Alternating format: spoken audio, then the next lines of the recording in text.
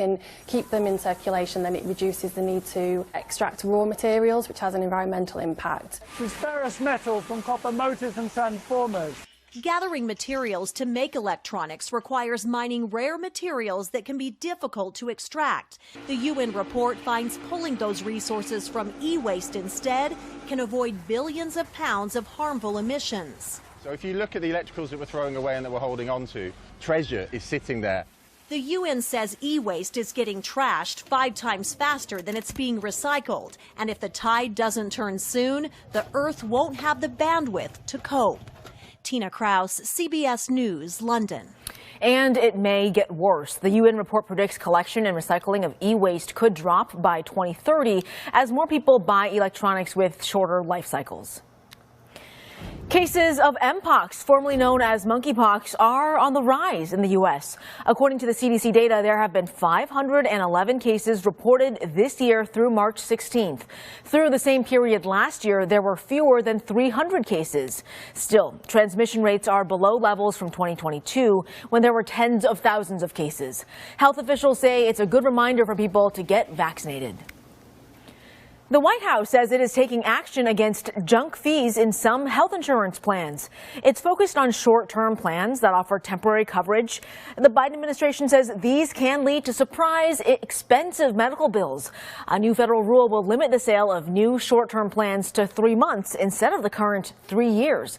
But conservative critics say new limits could cause some insurance companies to cancel patient plans. It is about taking away coverage from people and benefiting insurers that are just offering ACA plans. There's a simple principle here. When you buy health insurance, it should actually be health insurance. The rule will also require companies to provide patients with clear explanations of their benefits. More new moms and infants in the U.S. are dying than in all other developed countries. Now, a new report is shedding light on pregnancy and childbirth complications.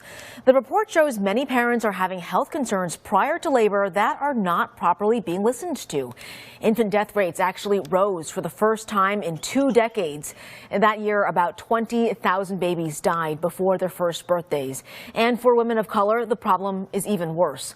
Tina Sherman with the advocacy group Moms Rising explains black women are especially high risk, regardless of their socioeconomic status.